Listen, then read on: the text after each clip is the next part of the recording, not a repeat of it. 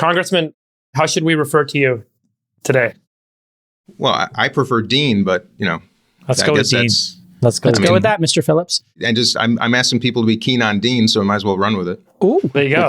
Well, you know what? I'm a big supporter of the Dean machine already. Oh, you know about the Dean machine? With this gelato, I'm all up on the Dean machine. By the way, I bought an old International Harvester Metro van for Talenti's when we did activations like South by Southwest. And I used to own one of those, by the way. No, you did? I bought it for my ranch. Come on. Great, I love that baby. So I bought one for Talenti, and I saw how people just immediately were attracted to it and fell in love with it. And I thought, hey, when I ran for Congress, I'm going to do the same thing. So I created the government repair truck. Are you driving around in this International Harvester? Of course. You're kidding. Yeah. That's awesome. I'll show you. I'll send you a picture of it. It's cool. It's awesome. It's got a 1980 Chevy chassis under it, but it's still the basic nuts and bolts. Zach, so we're referring to a type of automobile. You can ask one of your 3 drivers about it, David. Don't worry, David. Your driver can take you in it. Ask your Miami driver. He probably owns some muscle cars. I don't think your LA driver owns muscle cars. Here we go. Let's start the show. 3, 2. Let your winners ride. Rain Man David Sachs. And instead, we open source it to the fans, and they've just gone crazy with it. Love you, Besties. Queen of Quinoa. Hey, everybody. Welcome to the All In Podcast. With us again today, the dictator himself, Chamath Palihapitiya, the Rain Man, David Sachs, and the Sultan of Science, David Friedberg. We are going to continue our conversation series with presidential candidates today. Our 4th presidential candidate is on the program. Dean Phillips represents Minnesota's 3rd district. And he's about 25 years younger than Trump and Biden at 54 years old. Dean, before getting into politics, I understand you were the CEO of your family's spirits business and you ran Talenti Gelato. Oh, that pistachio flavor. Amazing. So welcome to the All In Podcast. Meet the other besties. And maybe you could just start out by telling us why you are running for president. Yeah, well, I'll tell you, after being in the vodka business and the ice cream business and actually the coffee business, I think I understand at least what Americans want. So that's a good start. Well, I'll tell you a little about my background and why I'm here. I lost my dad in the Vietnam War when I was just 6 months old. Grew up with no money in St. Paul, Minnesota. I earned an ROTC scholarship on behalf of the federal government, of course, to pursue his education. Went to Vietnam in 1968, just before I was born. Got to see the U.S. land on the moon, and I think regularly about how he looked up 2 days before his helicopter crashed and he died.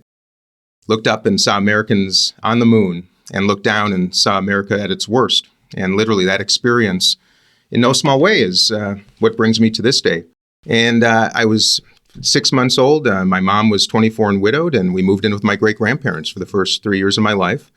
And I got lucky. When I was 3, my mom married a wonderful, extraordinary man who adopted me, Eddie Phillips, brought me into a family of great blessings. My grandmother became Dear Abby, and my aunt, Ann Landers, so I grew up in a family of a lot of advice. And I've lived on both sides of the advantage, and I recognize it. I remember the day I turned 26, and I counted the days that my father had lived, my birth father. And I remember the day after I had lived as many days as him. My life changed forever. And I became inspired, joined our family business after college. I ended up running our beverage business. We created Belvedere Vodka, which we sold to LVMH, and then got into the ice cream business and did the same thing. You guys created Belvedere? Yeah.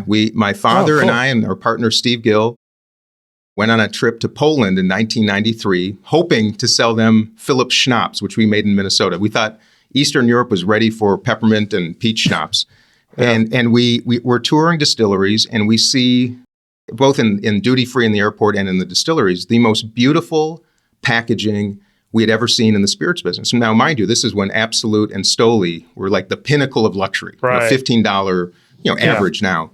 And my father immediately, sat at a restaurant that night. Literally, this is a literal napkin story. He, on a napkin, created a little matrix and said, if Stoli and Absolut are $15 and they're the most premium in a fast-growing category, why shouldn't there be a $25 vodka, and why should this not be it? So we negotiated with the Polish government. Our partner, Tad Dorda from Poland, helped us. And we first obtained the distribution rights, and then when Poland privatized their spirits industry, we acquired the distillery and the IP, and the rest was history. And, cork finish, beautiful bottle. We sold it We talked about the lowest common denominator, the pens we used to write the orders, the way we carried it, made all the difference in the world. And then we used that same template in ice cream, because what we found is in every category, every consumer product category in which there are two main competitors, Coke and Pepsi, Stoli Absolute, Ben and Jerry's and Haagen-Dazs, they tend to fight to the bottom, lower pricing, frankly, demeaning consumers. And there's always an opportunity to introduce something a little bit more premium, a little bit more special, that's still an affordable luxury. And Belvedere, by the way, was built by Jay-Z. I can tell you that story if you want to hear it. It's an extraordinary one. Yeah. Tell that story too. Yeah. So far, you're our kind of candidate. We're liking Exactly. this. Yeah, you just got 4 votes, apparently. We're all looking at you like, who is this guy? This is awesome. Yeah. So when people ask me about my platform, I'll say I'll be a storyteller about vodka. I'm ready to start popping bottles over here. By the way, that's exactly what Jay-Z did. Sax and I popped many a Belvedere bottle when we had our run in LA. True or not true, Sax? It was a tough choice between Belvedere and Grey Goose. Oh, I'll tell you that story too, by the way. Anyway, so we introduced Belvedere, and by the way, what we learned in hindsight is that our aperture was way too small. We were we sold it by the bottle, not by the case. We only went to restaurants and bars at first, not to the big stores. We wanted it to be special. And we completely underestimated the size of what this category could be. Sidney Frank, who introduced Grey Goose, took a much bigger approach. Anyway, so I'm sitting at home getting ready for work one day. I have MTV on, and it's probably a year after we introduced Belvedere. It's doing well, but not big. So and sorry, this is what, mid-90s? Yeah, I can't remember the year, Chamath. It's probably 95, maybe, 90, thereabouts. I'm watching MTV. I see a Jay-Z video, and it is all Belvedere. It's in the fridge. He's holding it. There are people dancing. He's pouring it on him. And I froze, called my dad immediately, who, of course, didn't have MTV on. And I said, you got to turn it on. He couldn't find the channel. I'm like, hey, Dad, MTV repeats the same videos, 5-10 times a day. So we got to the office. And sure enough, we had the TV on. It came back on. The whole company gathered. At that time, we were probably 10 people. And we gathered around the TV and watched this video. And I'm telling you guys, within 2 weeks, the brand completely popped. And my dad, Jay-Z, ended up calling my father. They had a dinner in New York City, a memorable one for both. Actually, he ended up introducing a vodka some years later called Armadale. Right. And it failed miserably. But it was one of the first times that I think in this new culture of influencers and celebrity endorsers that magic happened. He almost literally made Belvedere. So that's the story. Did you guys sign him to a deal and pay him money or never? No. In fact, we talked about that. And the core. So this is the brand foundation of the brand house was authenticity. We didn't do a damn thing that had anything to do with anything that wasn't true. The makers of it, the product itself. We didn't pay people to talk about it, unlike Sidney Frank with Grey Goose. So we chose not to. It was all natural. And then here's the other cool thing, and this is how my campaign's going to work. We sent 200 bottles in very special, beautiful boxes to 200 influencers. We believe that if we could simply seed the brand with 200 people all around the U.S., that they could be the content makers and the advocates, the ambassadors. In fact, one of them went to this guy right behind me, Bill Clinton. And Robert De Niro, another example, Robert Redford, leaders of industry and actors and the like. Robert De Niro gets one of these things. And there was a note inside with a picture of the distiller, Bogdan Zelensky. It said, watch page 3, the Tiffany location of the Wall Street Journal it was like Monday, February 6th. Only 200 people knew what was coming. The ad in the paper didn't show a bottle of anything. It just said Belvedere. Bogdan wants to know how you like it. So we literally did an ad that cost, gosh knows back then, probably $100,000, tiny little top corner ad that spoke to 200 people in the United States of America that had no idea. Nobody else knew what it was. Robert De Niro goes to the Beverly Hills Hotel or the Peninsula, I can't remember, orders a Belvedere martini soon thereafter. The barman says, Mr. De Niro, we have Absolute, we have Stoli, I don't have that brand. And he says, I don't think you heard me. I want a Belvedere martini. So the barman sends the bar back to whatever the wine and spirit shop is on Rodeo Drive in Beverly Hills. And the guy, he comes back with a bottle.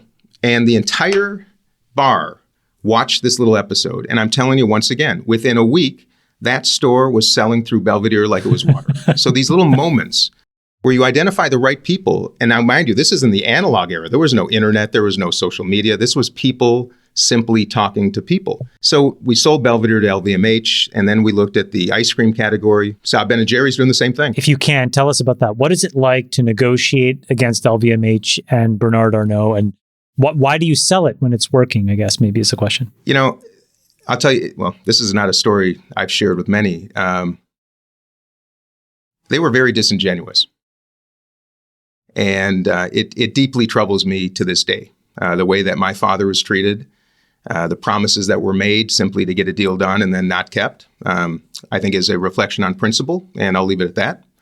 A lesson learned. In fact, rather than going through a competitive process, which I think any enterprise would do to maximize value of a brand, our family ethos was a little different, and I think we bit, and in hindsight, it was a mistake. But I'll leave it at that. You learn less. Hey, you know what? You learn lessons every experience to this very day. I'm learning them every day on the campaign trail too.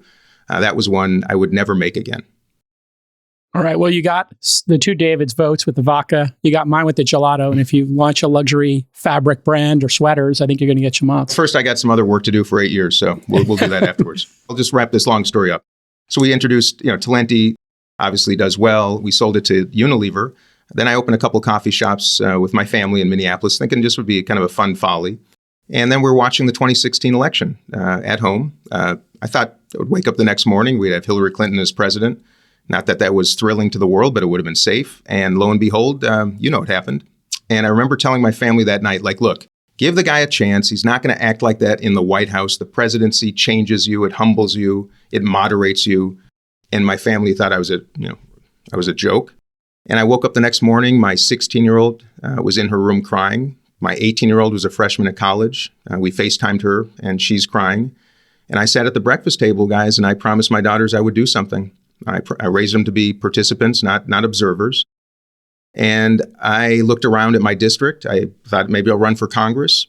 I looked around, and the district had not been won by a Democrat since the 1958 election. Now we're looking at the 2018 election, 60 years.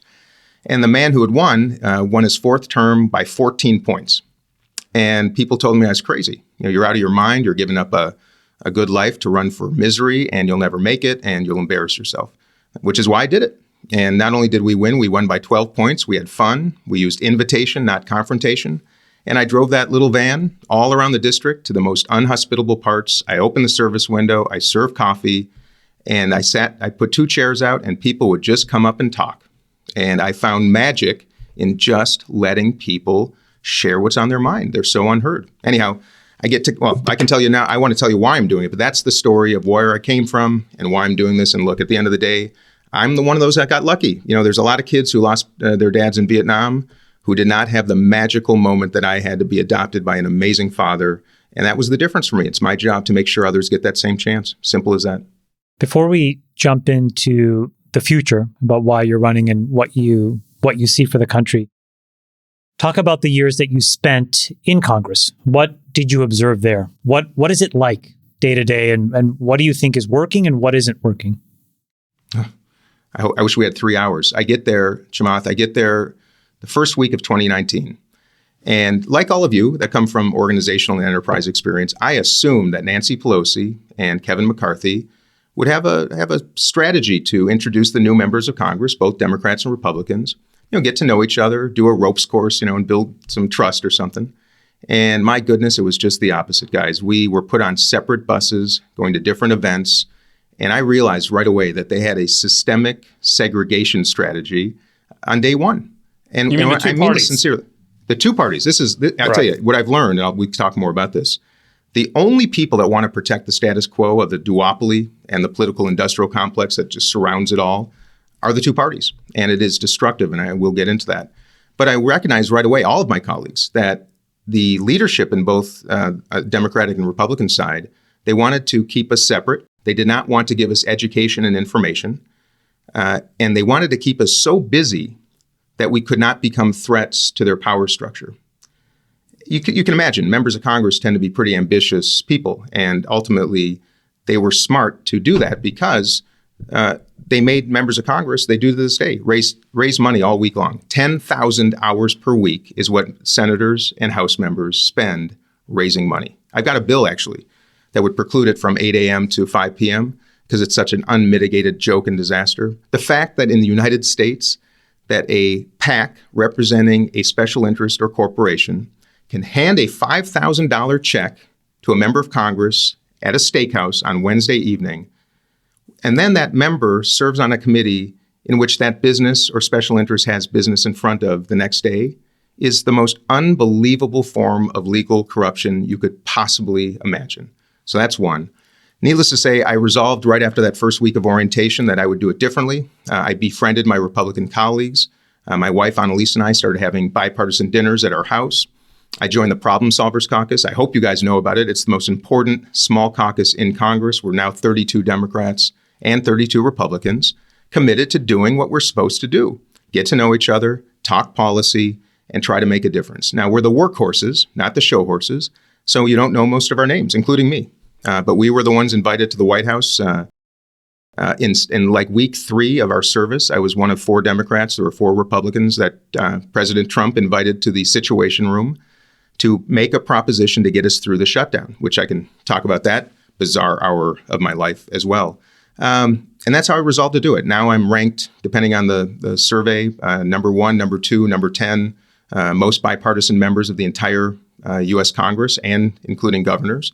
And I vote relatively progressive. It's not about just the votes. It's about the ethos. It's about Republican-sponsored bills that come from me. It's about me sponsoring Republican-led bills. And that's what makes me a little bit different than I think just about every member of Congress. Not to mention, I think I'm the only one that's willing to torpedo a career so that the country isn't torpedoed by this nonsense and dysfunction. There's a lot more to talk about, but it all starts with a systematic segregation and a focus on fighting each other instead of fighting for each other. I can talk about it all day long. Let's start there, Dean. Give us the assessment of what's happening in the White House right now. Before we talk about your candidacy, just like what's going on? Well, let me just say I respect President Biden. He's a man I've had in my house for an event. He's a man with whom I've flown on Air Force One twice. He did a beautiful video for my daughter. He called my mother. I think he did a fine job. I think he was the only man that could have defeated Donald Trump in 2020. And I have to say, I think it's fair to say, too, he's probably the only Democrat who could and will lose to Donald Trump in 2024. He's a human being. He's now in his 80s. He is clearly on the decline. He's not incompetent. I believe he's surrounded himself by competent, able, principled people. And I believe the White House is running as a team, as most do. But do I think that he will be in a position to continue leading this country in the future? I do not. I think I'm joined by about 75% of the country in saying that. I also believe the policies that we passed, for the most part, are investments for the future. In infrastructure, the CHIPS Act, I think, is a very important bill, which, by the way, has national security implications, as you guys know. The Inflation Reduction Act, a bizarre name for a bill that's really a energy and climate bill, I think is pretty good legislation. And I think he reconstituted our allies around the world that had been frayed to a point of great danger during the Trump administration. So I salute the past, but this is really an election about the future. It's about a generational change. It's about creating, really a new American century that will be powered by systems, structures, people, technologies that I'm just afraid that President Biden and former President Trump can't even comprehend, let alone create thoughtful policy to both nurture and also manage. And I think that's where we're at. And I think we have wars overseas that I think in no small part are caused by a generation that is so focused on techniques and tools of the past that they can't even dare look to building peace for the future.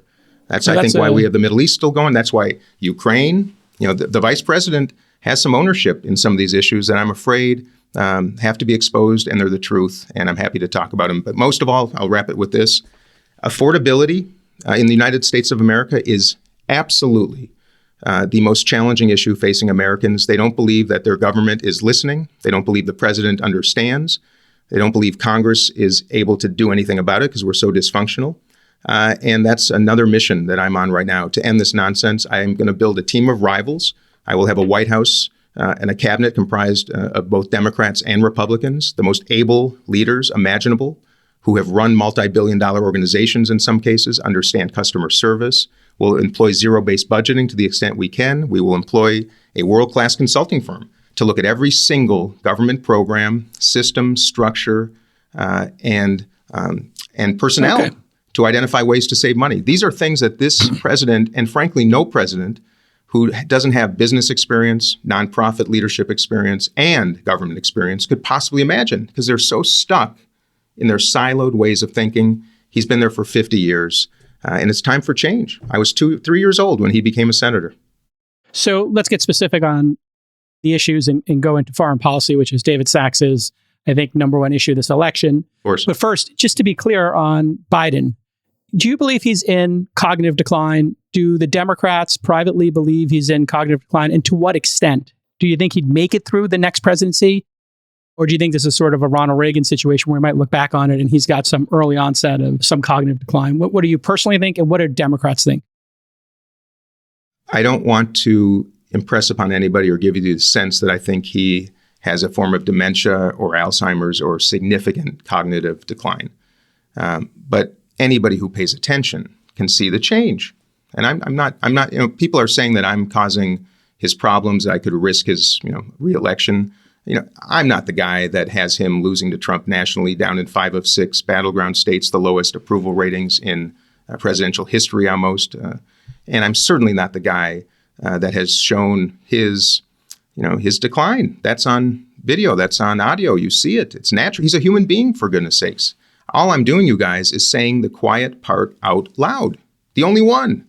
You asked the question, do others talk about this? The question is anybody not talking about this? Of course they are, you guys. They've really created an opportunity for you because, like you said, everyone's talking about this, of course, but no one's willing to say it. Of course. What has been the blowback in the Democratic Party from your declaring? What do you think? I'm not being thrown flowers and parties, let me tell you that. Guys, I'll tell you, I think most would consider me an affable, friendly, well-liked member of Congress. I know that. That's my ethos. My friends are still my friends. I think they're disappointed because this is not what you do when you're a member of a party. You fall in line, you shush up, you sit down, you get in line, and you do nothing to upset the apple cart of others who've been waiting in line perhaps a little longer than you. So you can imagine the pushback has been strong, the arrow's sharp, and the pain quite significant, but nothing compared to the pain that Americans are feeling right now, and that's why I'm doing this. And I should also let you know, I had no intention of doing this. A year ago, I was on a radio show, and a host asked me if I thought the president should run again. And I said, of course not. He implicitly, if not explicitly, said he would be a transitional president, kind of the bridge. Most members of Congress thought he was going to stand down. That's why Newsom and Pritzker and Whitmer and so many others were kind of making their plans. And I said, and if he doesn't pass the torch, then we should ensure that at least that the stage has newer generation candidates to give voters a choice. Anyway, months went by. I started seeing the polls change dramatically. The tenor and tone of constituent discussions with me and every single one of my colleagues was changing graphically. All the independents, moderate Republicans that voted for the president, I think for the right reasons, were increasingly telling us that they're not going to do it again. They may not vote for Trump, but they're not going to vote rather than vote for Biden. And over time, it got to a point, actually, guys, where I resigned from the House leadership table because my position was so incongruent with those who were in positions to do something about it that I didn't feel it was appropriate for me to sit with them anymore. And I was really frustrated. I called Gretchen Whitmer. I called J.B. Pritzker. I made public calls to the candidates whose names are better known than me to jump in. The water's warm, you guys. It's a Democratic primary. That's what we do. Not only did those two not take my calls, which they would have any other day, they had their political operatives take those calls, and they told me, please don't use their names. That's the culture. That's the culture, you guys, that we're dealing with. You will be blackballed. You will be disenfranchised. You will be let out the door if you so much as even issue a word that you might challenge a sitting president of the United States. This is the United States of America. It's appalling. Anyhow, I'm frustrated. We saw that. We saw that happen with RFK Jr. Sure. Because he declared initially as a Democrat, and Biden wouldn't give him Secret Service protection despite the enormous personal safety risks and threats. He's actually same had thing threats. for me, by the way, guys. You can imagine. Yeah, and Biggest line item in my budget right now, by the way, is security. The biggest line item, the second biggest line item, it's going to surpass that, is getting onto the ballot. Right. Well, that was the thing, is they wouldn't let RFK on the ballot. Exactly. They wouldn't debate him. They just wanted to pretend like he didn't exist, and they basically drove him out of the party. So now he's running as an independent. Do you think you're going to be able to get on the ballot as a Democrat in these primaries? Absolutely. And we're making those choices right now, David, because first of all, it's obscene. I want to let you all know that in a country that prides itself on being a democracy, a democratic republic, I can't even tell you how many states literally create high barriers to entry to satisfy the two parties to ensure that their coronated candidate has an advantage over anybody else. I'm talking about... What are the most egregious ones? Give us an example of what you have to do. The most egregious are oftentimes the deepest blue. New York is close to impossible.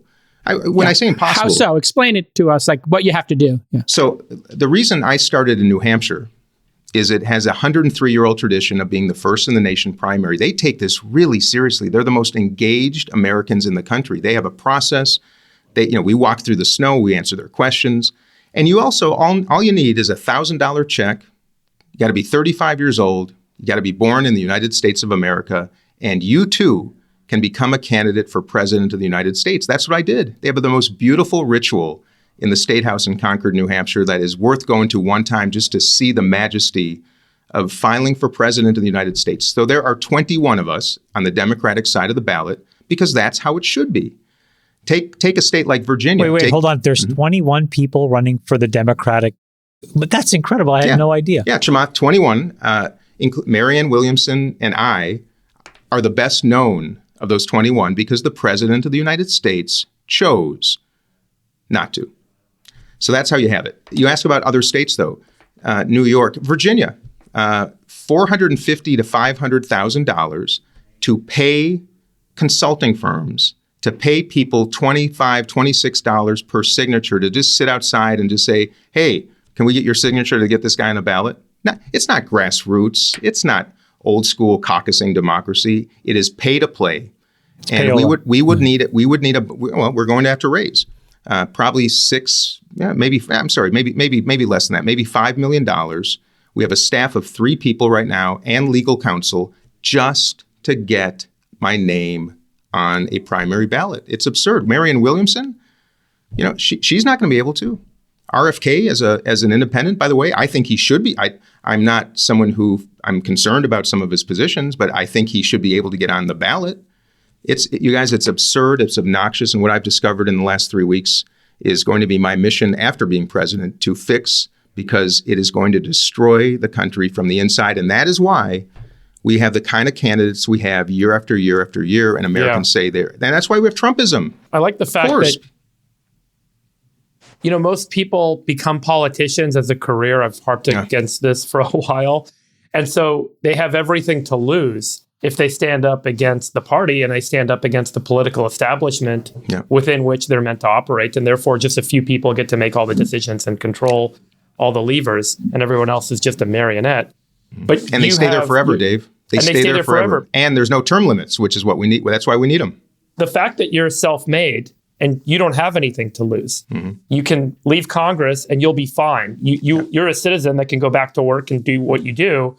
And you're doing this as a service. You're doing this because of your interest in the country. It sounds like, not to say that other folks don't, but they're largely going to be driven and unfortunately adversely affected by the fact that they have to fall within the way that the game is played in order to operate, and will not stand up and say the things that need to be said in order for us to make progress and get out of these situations. But those are the perverse incentives. Exactly. I commend you for doing it. I'm glad it's possible. I think, Jason, we should probably talk about the topic. We have 2 topics that I think we're all passionate here. The first is foreign policy. The second is the budget and our out of control spending. Let's start with Sachs. You said you wanted hard questions. Welcome to the pod. Sachs, foreign policy. Let's go. Let's bring it. Before we came on, you emailed us and said, hard questions. Let's go. Please. Meet David Sachs. Hey, David. Dean, you said a minute ago that one of the reasons why the world's on fire is because of the Biden administration's handling of foreign policy has kind of led us to this point. I think there was a really good example of this a week ago. There was a new report out by a former UN Assistant Secretary General named Michael von der Schulenburg, who worked at the UN for 34 years. he did a detailed study and reconstruction of what happened in March of 2022, so the month after the war. And what he concluded is there was a bona fide deal on the table between Russia and Ukraine where Putin was willing to pull back and leave the territorial integrity of Ukraine intact if Ukraine would agree not to become part of NATO. And this is something that's been discussed.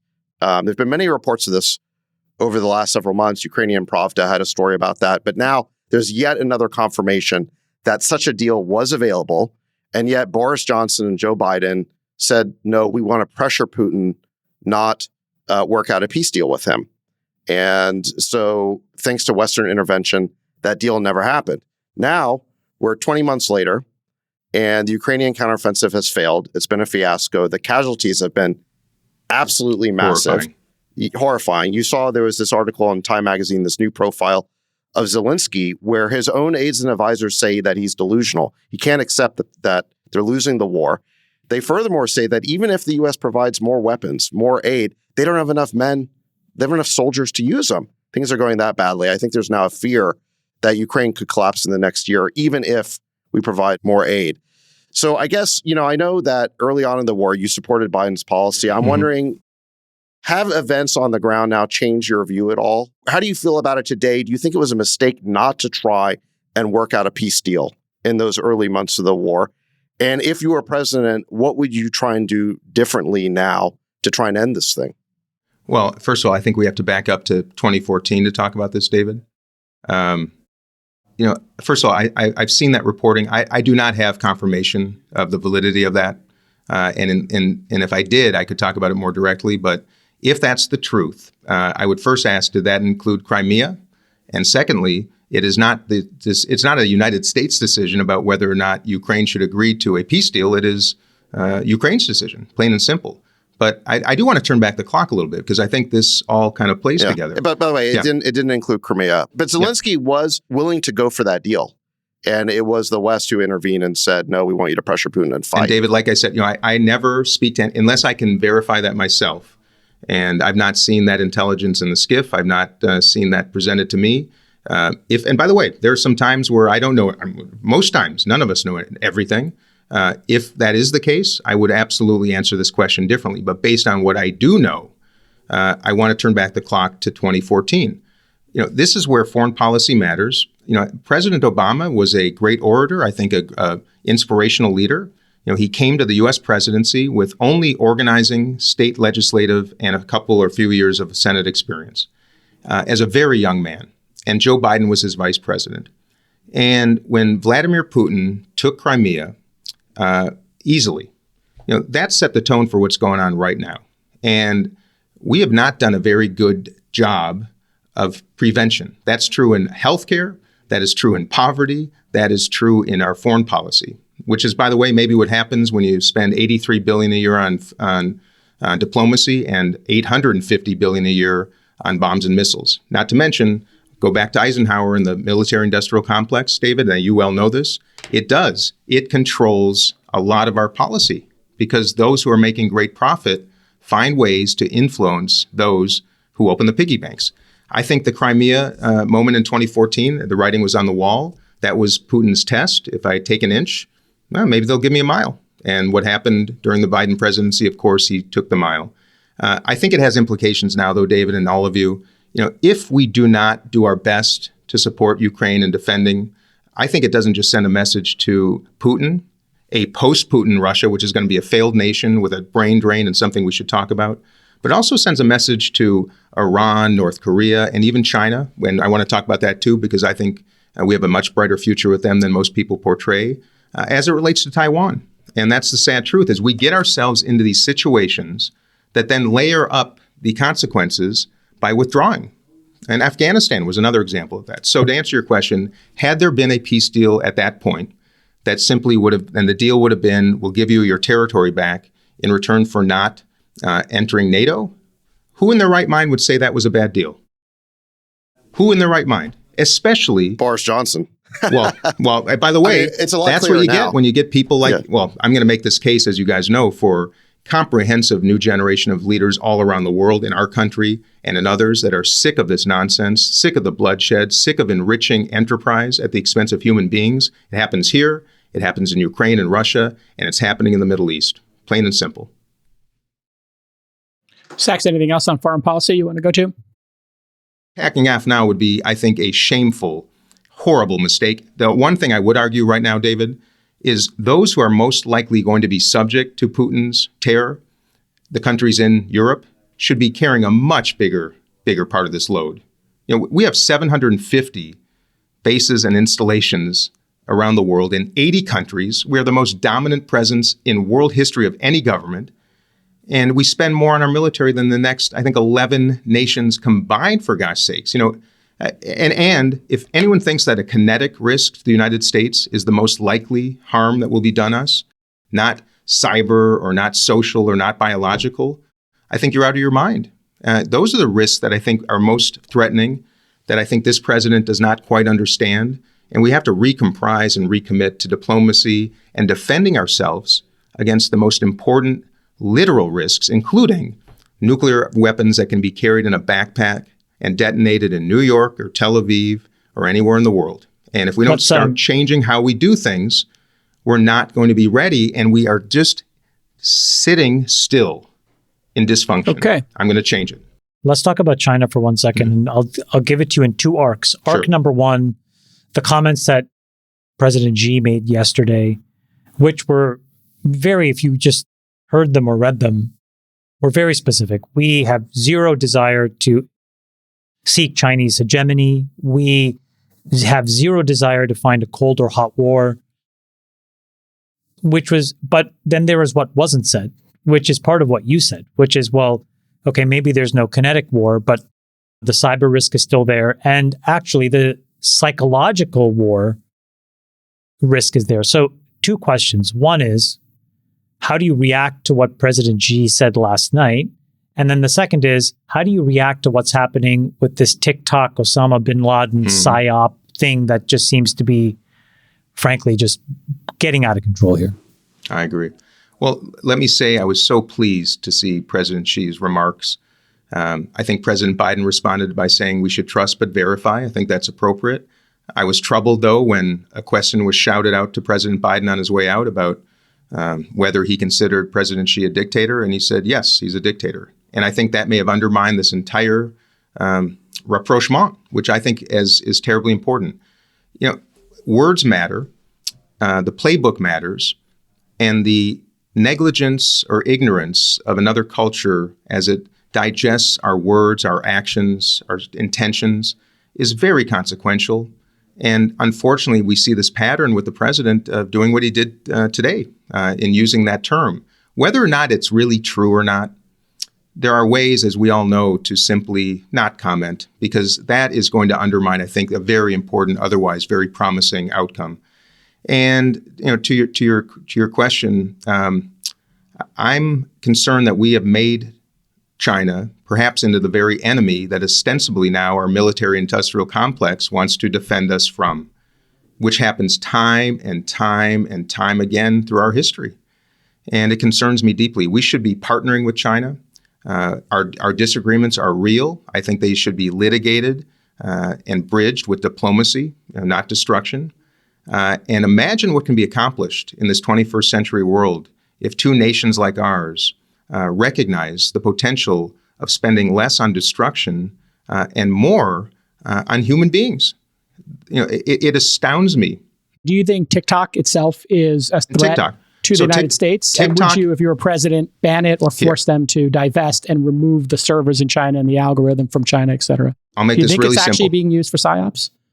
I'll make this really simple.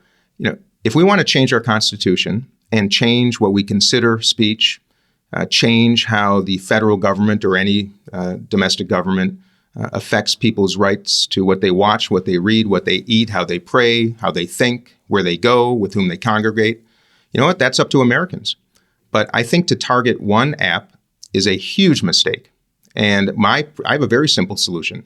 Hold every single platform to the same standard, transparency via their algorithm, have an independent commission perhaps that is charged and responsible with assessing and holding those platforms to account. And if any of them violate the terms that we pass into law, then they should be banned. But to target one, I think is nonsensical. We do have foreign ownership rules for media outlets, yeah. Sure. So this has many more users and is much more powerful with the algorithm. So then how would you respond to that sort of counter-argument? I'm just going to say this. If we want to change our Constitution, this is what the Supreme Court, I'm afraid, is going to say if we start doing this. Then change the Constitution. That's what they said, by the way, about women's reproductive rights. In the absence of Congress doing anything, in the absence of that, we're going to assess it the way it reads. Right now, I don't think that's necessarily really possible without a significant Supreme Court challenge. My belief is yes. Is it a threat? Yes, it's a threat. By the way, every social media platform is a threat when used by malign actors. Do you think we should force reciprocity? If we allow TikTok, they allow Twitter, Facebook, Instagram, and China? I think that's the kind of thinking, Jason, I like. In fact, reciprocity as it relates to IP, enforcement of IP, of theft, of trade. You just hit the nail on the head. Reciprocity. Let's be reciprocal in the nature of a relationship. If you're going to ban our apps and our platforms or our products or our brands, well, why? This is to me an opportunity for the next generation to say this is nonsensical. If you're going to succeed. By the way, China, you all know, they have a bubble they're facing that will make ours in 2008 look like a gumball by comparison.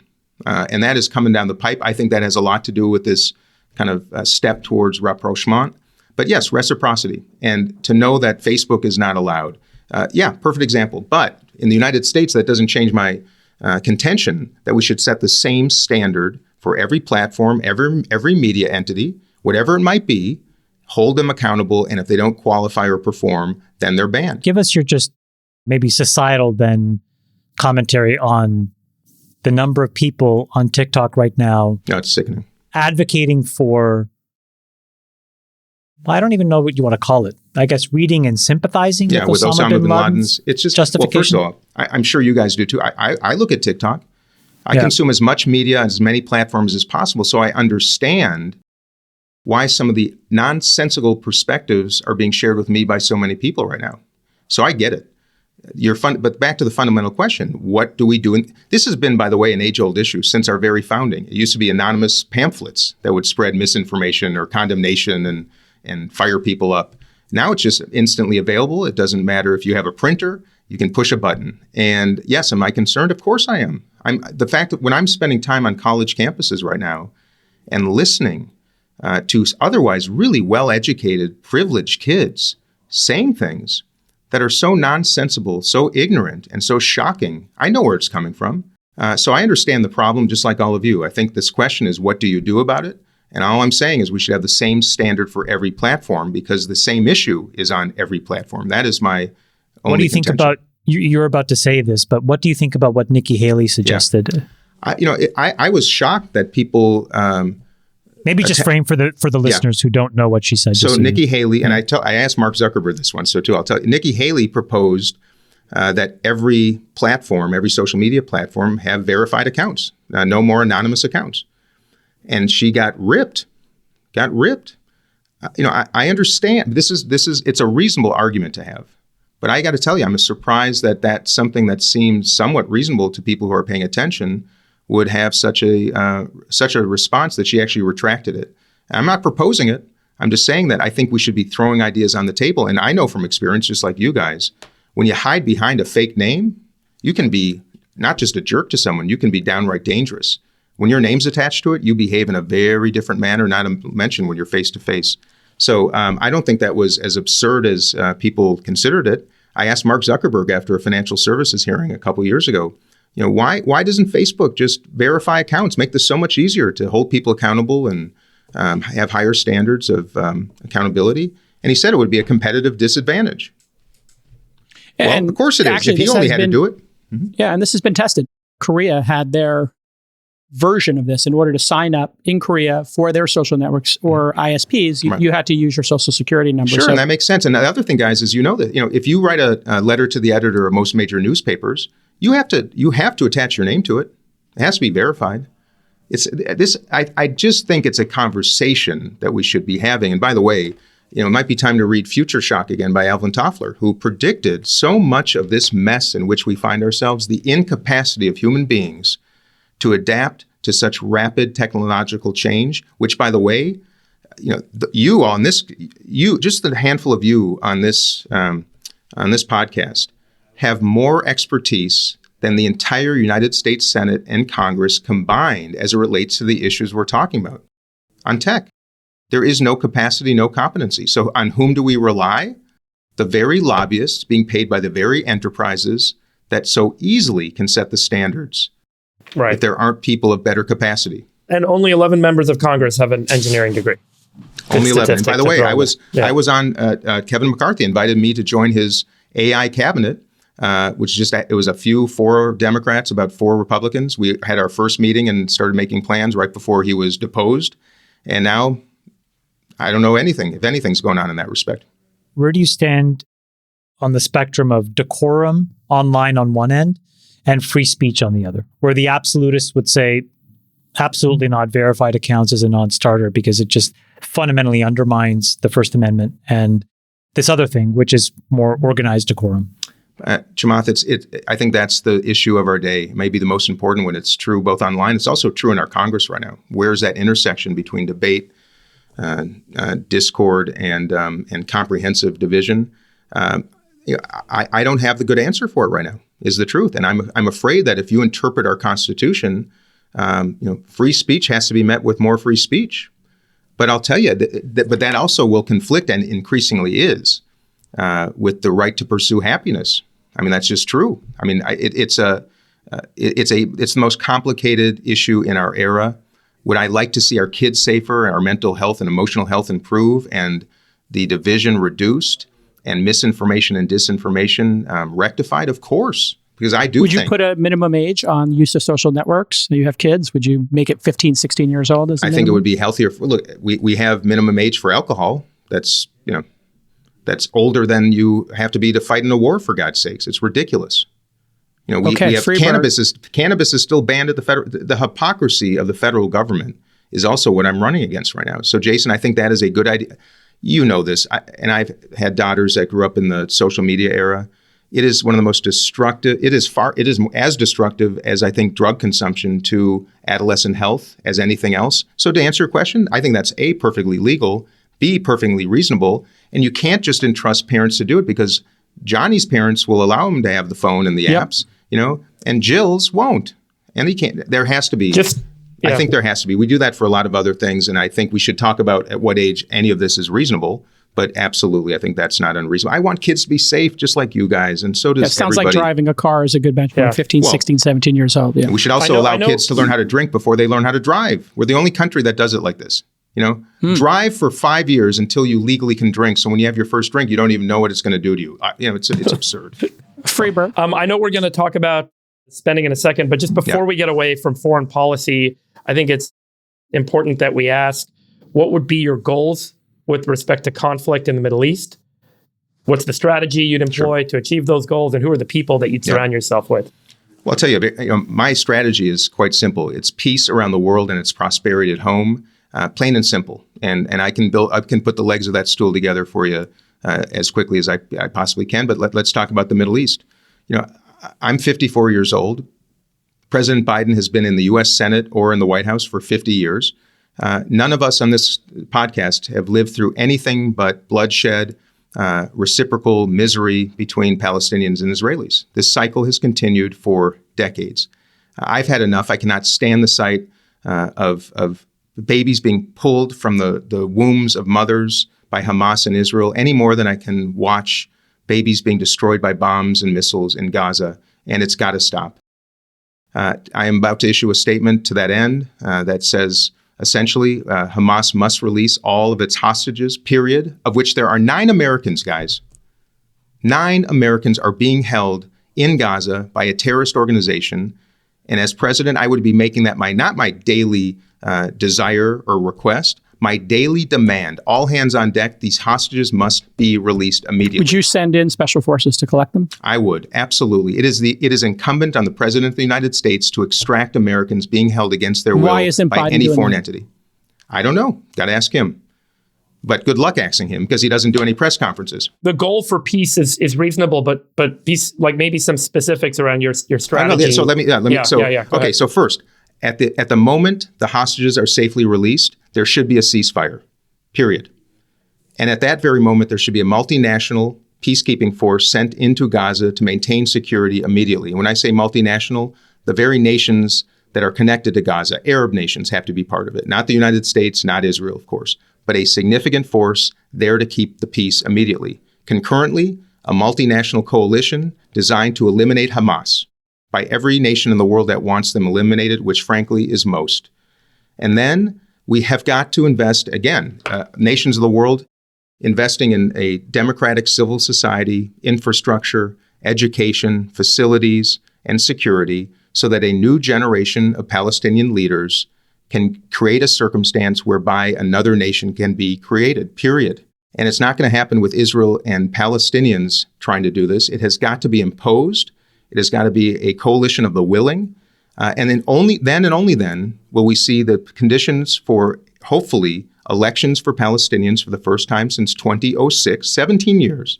And concurrently, it is time for Israelis to call an election to replace Benjamin Netanyahu because he is absolutely part of Israel's security problem. I've looked him in the eye. I told him before this happened earlier this year, I've been with him twice, looked him in the eye. I said, what you are doing is affecting the relationship with the United States and Israel and will absolutely affect security moving forward. I had no idea what would be coming on October 7th.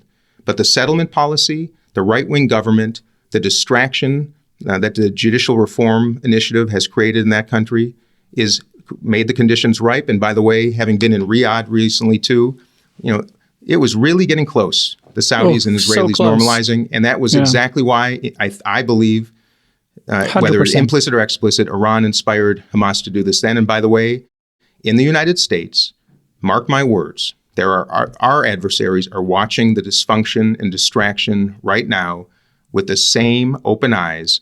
And we have borders that are awfully easily to get in. And that's the truth. And I'm a Democrat saying that. I would do this entirely differently. Can you actually talk about the border? Tell us what would you do there? Once again, I've got a lot of colleagues who make their decisions by reading an article, seeing a tweet, or seeing a TikTok. I go. I've been to Israel and the Middle East twice just in the last number of months. I've been to the southern border twice. I've seen with my own eyes. It is the most despicable, embarrassing failure of American policy I have ever seen. I have seen women walking across the Rio Grande with babies in their arms who have spent $6,000 or $7,000, their whole life savings, paid to gangs and coyotes to bring them across the border. I've seen the extraordinary beauty and grace with which Border Patrol agents have looked after these people. I've seen babies who were abandoned that were on 24-hour care of Border Patrol agents who took as good a care of these little kids as they would their own. I saw people in cages. I saw the most archaic, out-of-date, inefficient, ineffective ports of entry. I saw lines of trailer trucks, probably 2-3 miles long, idling in the hot weather, waiting to get across. I saw a mile long of human beings waiting to come into the country to do their shopping or their job or their education. And it was horrifying. And if we think, by the way, we need much better border security, barriers, technologies, and facilities. And by the way, we also need it at the northern border. I'm a border state in Minnesota. People walk across farm fields in Manitoba into Minnesota. We don't know who they are. Some of them get caught. That's true. But I'll tell you guys, if we think that we can solve the problem at the border, that's the issue right there. This administration and past ones just don't get it. We should be adjudicating asylum cases in countries of origin. Why make these poor people take their life savings that they have no money? They're set off in the streets here. They're supposed to come back to a court 2 years from now. Let them keep their money. Let's build dormitories next to our consulates or our embassies in the Northern Triangle countries, wherever migrants are coming. Create some safety, security there. Invest in local economies so that there can be some opportunity and adjudicate their cases there. If they qualify, let's bring them to America. with $6,000 or $7,000 in their pocket so they can start a nice new life and pursue the American dream. And if they don't, they will be kept in their countries of origin. And of course, we have to work with Mexico as well. But this is not rocket science. It's simple problem solving. And the fact that we continue to do this stupid policy to this day, you guys, is embarrassing. On the other side of this, talk about recruiting. Many countries, Canada, New Zealand, a lot of the Nordics have a point-based system, and they actively recruit talent. You're an entrepreneur. You've been CEO of multiple companies. It is an absolute arduous pain to get talented people here right now. Recruitment of talent in the United States is bundled with the southern border. How would you decouple that? Would you be in favor of a point-based system and recruitment of talent to get more talented immigrants in our country, which, by the way, 3 of the 4 besties here were not born in the United States. And by the way, my foremothers and forefathers came here for the same reasons. Same reasons that every one of those moms and dads is coming across the Rio Grande. So to answer your question directly, Jason, I think we can do both. I think we should have a merit-based system to attract the best and brightest and most talented. I'm sure all of you came from enterprises that would afford benefits, perhaps education to people. You would expect them to actually stay at your enterprise for a number of years to kind of as payback. We are right now, the United States is training some of the best and brightest in the world, not creating opportunities to stay. And of course, Canada is the beneficiary, the Nordic countries, European countries, you guys know this. Yep. This notion that we can't do 2 things at once, that we can't welcome the most disadvantaged who simply want to pursue an American dream and start at the very bottom and match that with some of the best and brightest who can actually start at the very top. My goodness. Why does everything have to be binary, you guys? Black and white, good or bad, yes or no? It's nonsense. Before we run out of time. Oh, darn, that's way too short. No, for you. I think we got a little overtime. I got more. Hey, I got time, guys. Oh, okay, great. We really want to talk. I got time, yeah. Freeberg and I are, I think Freeberg, moved me to his position on this. Number one issue for this election, Freeberg, correct me if I'm wrong, for you, is still our out-of-control spending. Freeberg, maybe you could tee this up. Yeah, I've said this in the past. I think the U.S. is facing a fiscal emergency in the sense that arithmetic starts to play out, that the cost of debt spirals.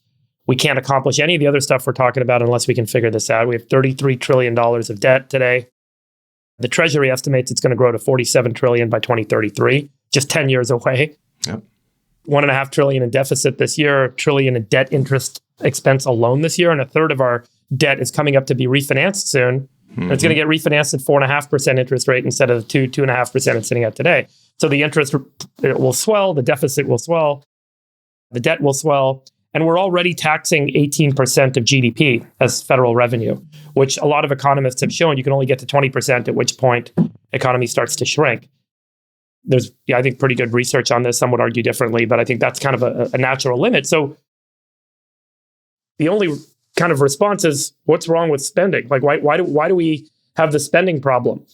I guess the question for you is, what is causing structurally the spending problem? A lot of people have said that this is late stage empire, the failure of democracy because everyone votes themselves all the money eventually. Or is it a politically oriented problem where folks don't want to address the biggest line items? They don't want to hold programs to account. And what is the answer here? So to answer your question directly, you asked what the cause is. It's incompetency and perverse incentives. Period. There used to be a political reward for conservatives who were focused on fiscal responsibility because they would win elections over tax and spenders. But that party is long gone, long gone. There's no reward. That's why Trump added $7 trillion to the deficit, and that's why Biden will probably add about that much as well. So, by the way, I think I'm one of the only Democrats who has been named by the Committee for a Responsible Federal Budget one of their fiscal heroes as a Democrat. And also, I'm a Hamilton Jefferson Award winner by the U.S. Chamber of Commerce. And I'm also pro-worker. This notion that you can't be, by the way, pro-business and pro-worker, that they're somehow mutually exclusive, that's BS. They're mutually mandatory. But back to your question, $33 trillion in debt. By the way, our economy can accommodate more. That's the sad truth. The issue is our debt service. And nobody's talking about the fact that it is going to go from the mid $400 billion a year to your point, Dave, with the higher interest rates, probably approaching $1 trillion, maybe 840. No, it's already over $1 trillion. It's $1.1 trillion today. It's going to be $1.5 trillion. Well, I would argue that maybe we could have a little argument about if it's there quite yet. But either way, let's call it $1 trillion. That means literally we are spending way more for the past than we are investing in the future. That means we have literally no dollars left for any discretionary spending. Every bit of it is now consumed by Social Security, Medicare, and our military. And on top of that, we've got people sleeping on the streets in every single town and city in America. We have kids going to school hungry. We have one of the most, to me, failing public school systems in the entire developed world. We have a healthcare system that is not healthcare, it's sick care, a fee-for-service model that should be capitated, and our outcomes are mid-pack. Yeah. And we have a $2 trillion deficit. And by the way, no childcare, no pre-K education. I can go on down the list. It's nonsensical. And we're spending $2 trillion more. So to answer your question, you guys know the answer here. We're a country with, I think, $150 trillion in total United States household wealth. Where do you cut? Let's start by getting into those specifics. Do you cut entitlements? Do you cut military? Where do you cut, and how do you cut? So here's what I would do. Starting with Social Security. Social Security, you guys, is the most successful anti-poverty program in world history. And I believe it would be not just a dereliction of duty, it would be counter to every American principle if senior citizens struggled. By the way, we don't have a culture in America that takes care of the elders, like in most Asian cultures and other wonderful cultures in the world. So absent that, we have to afford resources. So two things. As you all know, Social Security, the trust fund, will face probably reductions in at about 25% cut levels by 2033 based on the current path. Two easy things we can do. $160,000 a year is the cap right now, I think, roughly. We should make that $250,000. That means it's a very regressive tax. If you're making $160,000, you're paying a whole lot more of your income than someone making $250,000, $300,000 a year, not to mention $3 million or $30 million. So we should raise the cap to $250,000, make sure that fund at least is solvent through probably 2046, 2047. And then I would do something different for the first time in American history.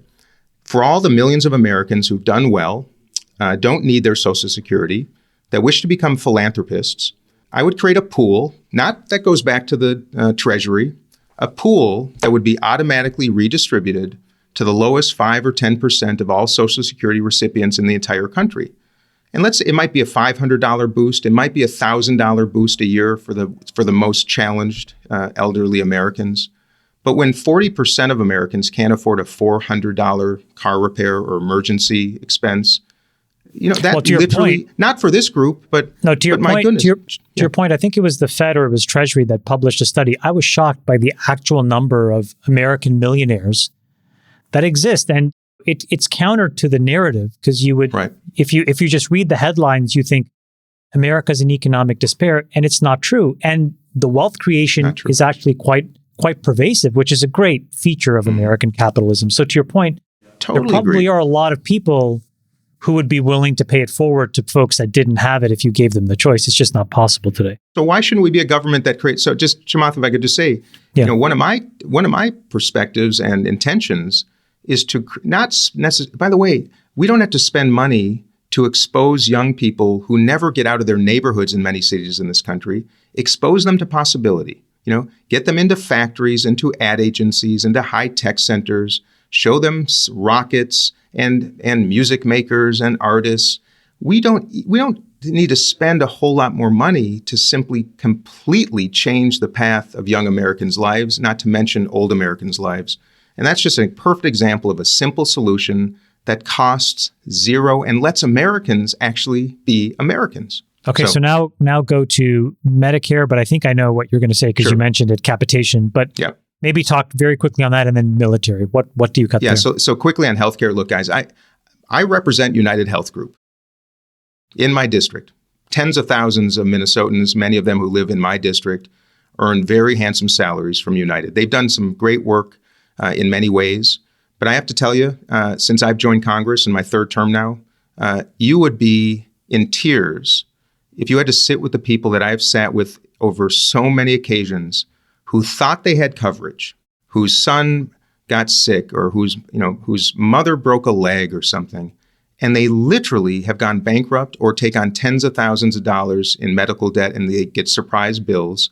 And then they read in the paper that their health insurer reported annual net income of over $20 billion. And I don't know how you guys feel, but I got to tell you, I'm a capitalist. I'm also compassionate, and I can no longer reconcile that. I really can't. There's a reason we're the only nation in the world that does it this way. I think it's time, by the way, from Roosevelt to Truman to Richard Nixon. Richard Nixon proposed universal health coverage, and it was Ted Kennedy that undermined it, if you can imagine that.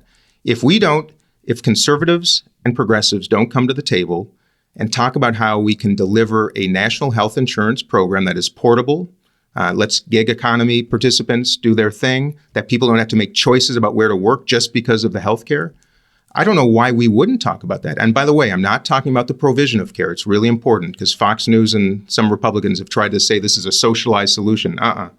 Just the coverage, because the money is in the system already between 3, 4, 5, 6x pharma costs, between 2x per capita health costs, 10,000 per person compared to any country in the world at 5. The answer is, I think, right there in front of us. The money's in the system. Would not require a tax increase. I think we could actually save substantial money. I'm working on a proposition right now. I would argue that the model is part of the problem. Fee for service is antithetical to what we need. We need a capitated model that gives an incentive to the providers to keep people out of the hospital. At least try. So that's the answer on that. And by the way, right now, Medicare, as you probably know, I think 23% of the country, between Medicare and the VA, which are single payer systems, 25% of Americans right now are covered by a single payer system. And by the way, it works better than the other system. Medicare recipients are pretty pleased. This would also be a huge benefit as a capitalist running companies. I mean, how much of your time was spent running your companies, dealing with healthcare and the dysfunction of employees staying at companies because they couldn't get healthcare in another company? What about military, Dean? What would you do there? Okay, now military, and this is where, to answer your question very directly once again, nobody can tell you that they can even begin to address our fiscal challenges without looking at that ridiculous number, approaching $1 trillion a year. And by the way, the Pentagon has not passed an audit. They would, in my administration. There would be a top-down assessment of every single program, every single base and facility, an explanation of why we are in those 80 nations and whether or not we should be employing 21st century strategies to keep our country safe. And I think one of the simplest solutions, you guys, is we should be entrusting countries more proximate to the problems to manage them. Doesn't mean we're not a good ally anymore. It just doesn't mean that we are in a position any longer to be the policeman for the entire world when we can barely take damn care of our country itself. It's just so damn simple. And I'm frustrated by it because as someone who lost his father in a completely obnoxious and unnecessary war, a guy that I have on my phone right now, digital audio tapes that he used to send back tapes to my mom, where he says, I've come to the conclusion, and he loved America. He did not like that war, but he loved America. He said, I believe the only reason we're still here is because so many people are making so much money. He saw it, and the same thing is happening to this day. You guys, that $1 trillion, that's going somewhere. It's going in people's pockets. And I believe we can cut that in. I'm not going to make a proposition, but I believe, after a comprehensive assessment, that we can save hundreds of billions of dollars that can either be saved on the bottom line or, better yet, actually invested in human beings instead of the destruction of them, period. Would you zero-based budget the military? Absolutely. Chamath, I've had to go back to Washington twice to vote on CRs, continuing resolutions. Yeah. The dysfunction is absurd. There may be 5 people that can read a P&L or a balance sheet in the whole damn Congress. Our budgeting system is completely broken. And yes, as president, I would demand a zero-based budgeting and procedure and, like I said, a comprehensive, independent assessment of every program.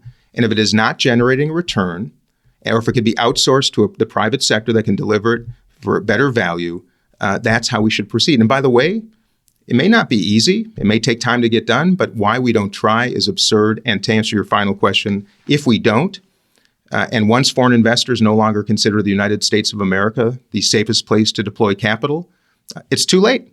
And I will not, certainly under my watch, will not let us get there. But we've got to recraft. And lastly, can I say one more thing quick on that, Chamath? Please. If the only way that I think we can address the biggest issue in the country, which is the growing disparity between those who have wealth and income and those that do not. We're not a nation that will redistribute. I think we've been not just unsuccessful, we actually created some of the problems we now find ourselves in. The way to do it is to raise the foundation. The same way it was raised for me, by a stroke of good luck.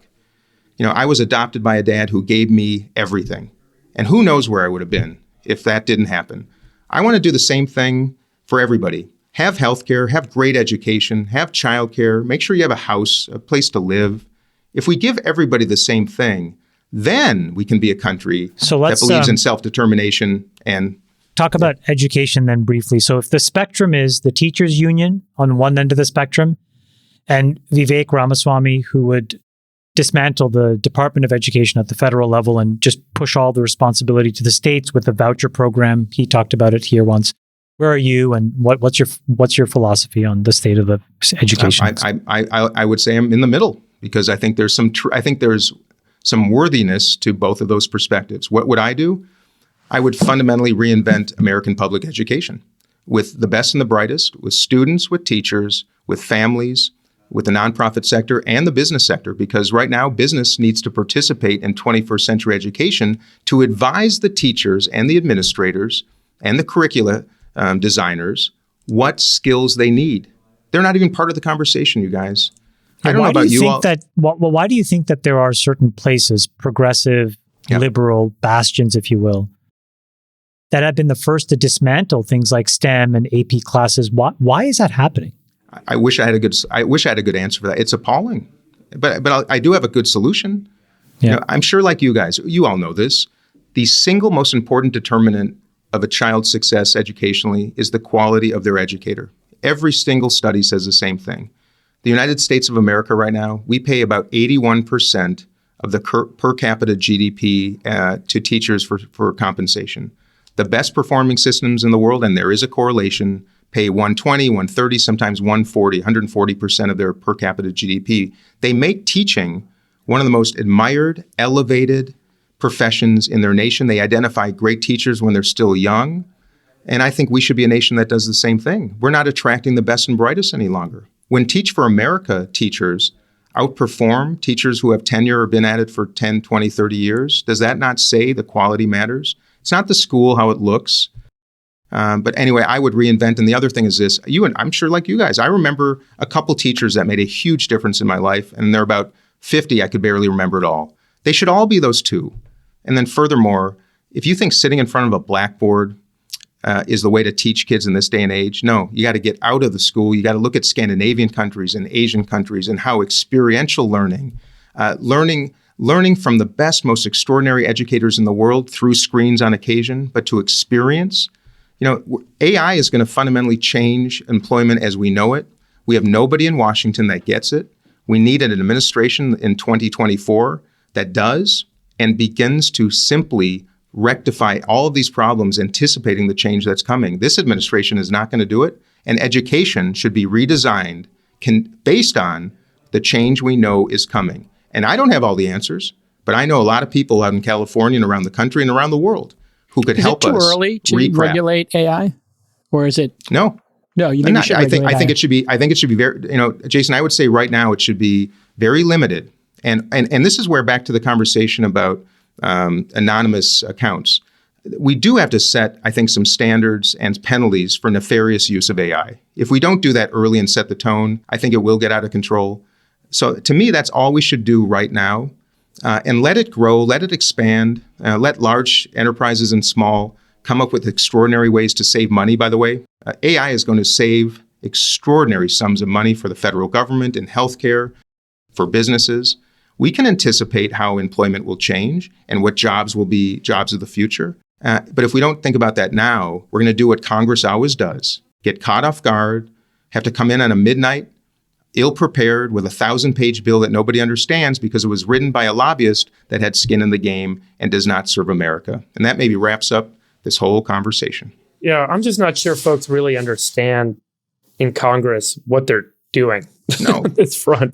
The difference between foundational models and the utilization of those models in an endpoint are very different regimes to think about regulation, and they're not even that framework isn't even understood. Not at all. We're not even talking about regulating outcomes or actions. We're talking about regulating the infrastructure that could cause various outcomes. Regulate. I'm very much against where this has all evolved to. I agree. And I think like some folks kind of want to say, hey, this is a regulatory capture moment. But I want to see someone in Congress stand up and demonstrate an understanding first before they can even have the right to articulate a framework for regulation. Well, Dave, I can tell you, there's one man. I want to shout out this guy. Don Beyer is a former U.S. ambassador, Democrat from Virginia. He must be 70. He went back to college, I think Johns Hopkins, and just received or is pursuing his degree in artificial intelligence. That's the kind of representative. Isn't that cool? You would never know his name because he's not on Fox or MSNBC screaming at night. But those are the kinds of people that should be celebrated. A lot of my Republican colleagues that got thrown out of Congress because they had the audacity to support the Constitution when Trump was impeached the second time. Those people I celebrate. I got to run, but can I tell one quick story to wrap my whole story up and about what I want to try to do?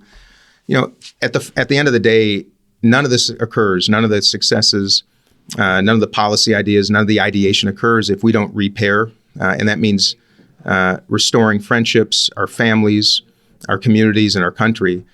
So I do a series back home in Minnesota called Common Ground. I get 6 Democrats and 6 Republicans invited to a table. We break bread, we introduce ourselves, tell a little bit of our life stories.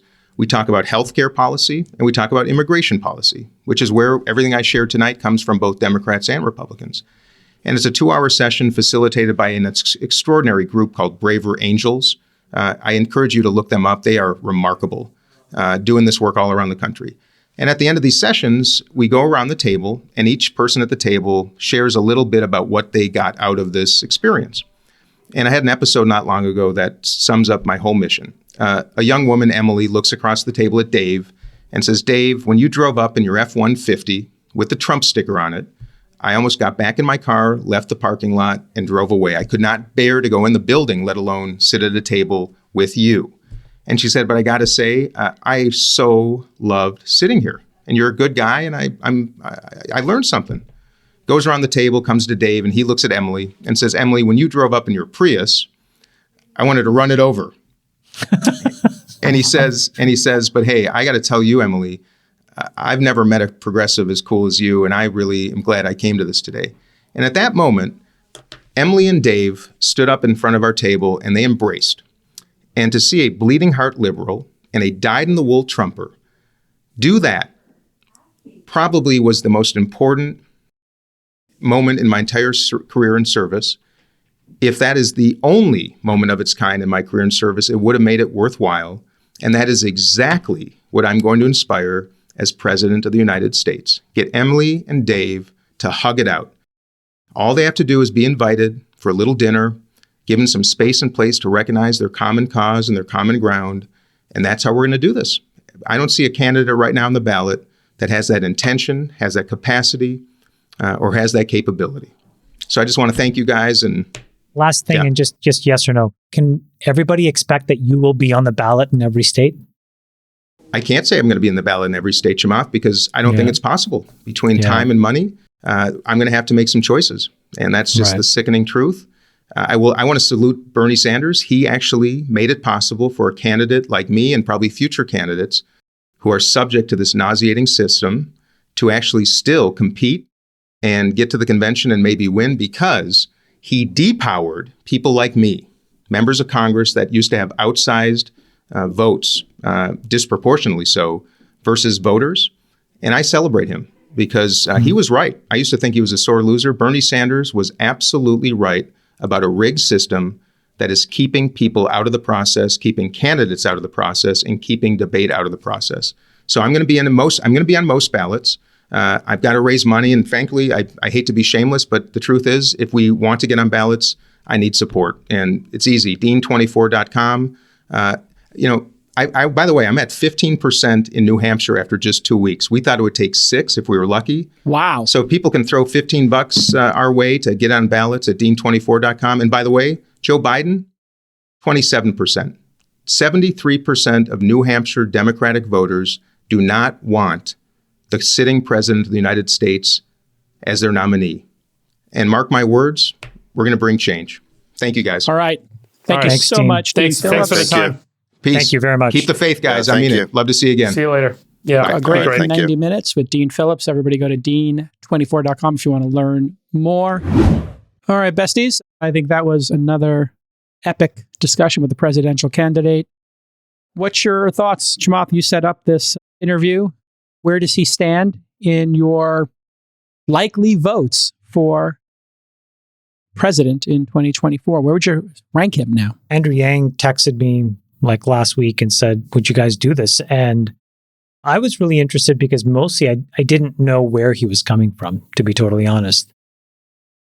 But I think his national visibility is probably going to increase a lot. My reaction is that he is who he says he is, which is like kind of down the middle. He doesn't take either extreme, and he kind of takes a moderate point of view and says there's a balance of this and that can work. And that's actually good that he owns that, as opposed to it being sort of a consequence or a byproduct of not getting what he wants. He kind of like, that is where he starts. So I like that about him a lot. I thought he was really candid about what doesn't work. I really appreciate that honesty. He's saying some of the right things around capping Medicare, zero-based budgeting, the military. I think all of those things are right. I didn't like, to be honest, the free speech part. I thought that was, I don't think you can have some kind of registry of verified accounts or something. I just think that's a non-starter for America. It's a super slippery slope. But in general, I was really impressed. And his war stories as a businessman were pretty cool.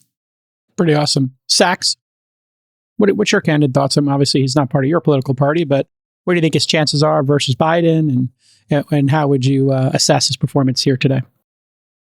I was pleasantly surprised that he made the case for himself, not just based on Biden's age and the fact that he's 54, but he also, I think, took a number of interesting policy stances that were a little different than where Biden is. He did it on foreign policy, did it on domestic policy. So I think he took a number of positions that were refreshing.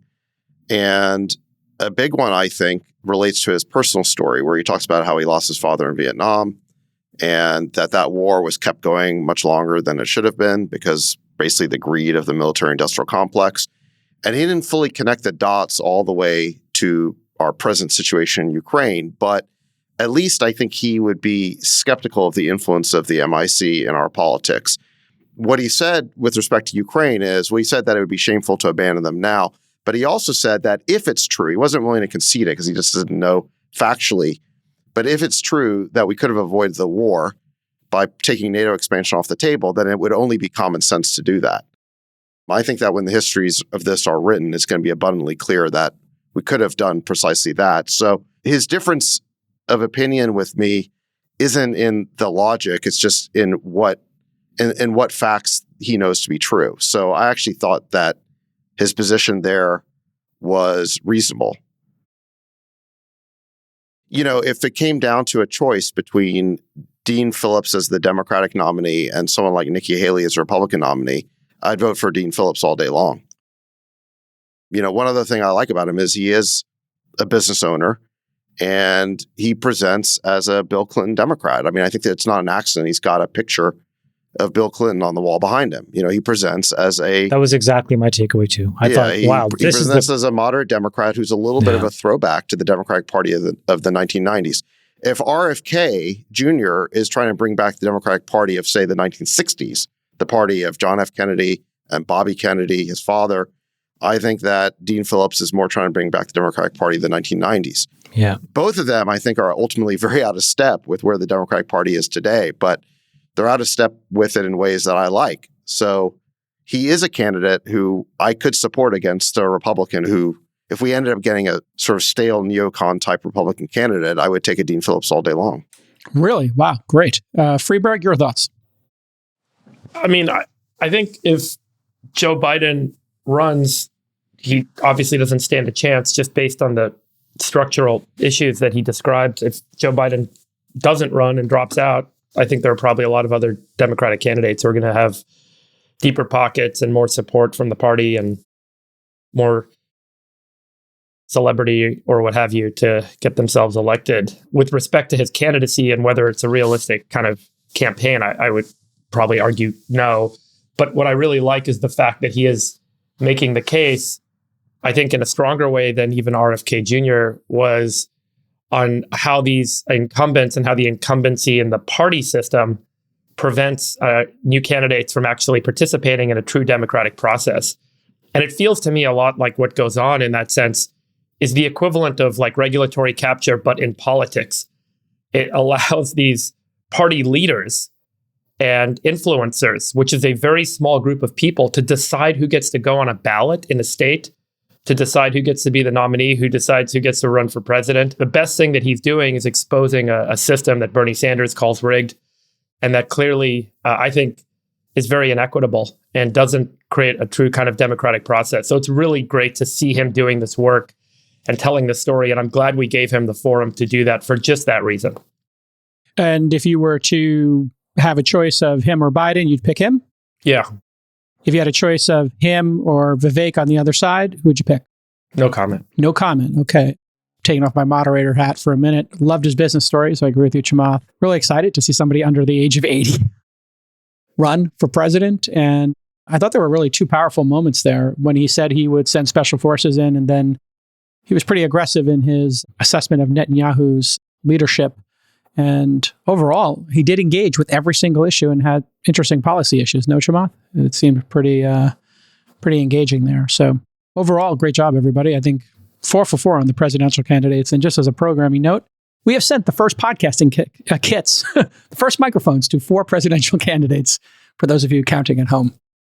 What do you think will happen post this, Chamath? Vivek got a big bump. RFK got a big bump. What do you think is going to happen post this? I think that Dean Phillips is going to poll really well. The more that people get to see him, and I think New Hampshire is set up well for grassroots politics like this, it will go over very well. The question I think Freeberg points is the key one, which is the party infrastructure has tremendous antibodies, and if they decide to shut you out, which they did very strongly and vocally for RFK, you don't have much of a choice except to run as an independent. So his candidacy is precarious, not because of the viability of him as a candidate, actually, because I think it's quite high, or his likability, which is quite high, or his electability, as Sachs said, which against the right person is very high.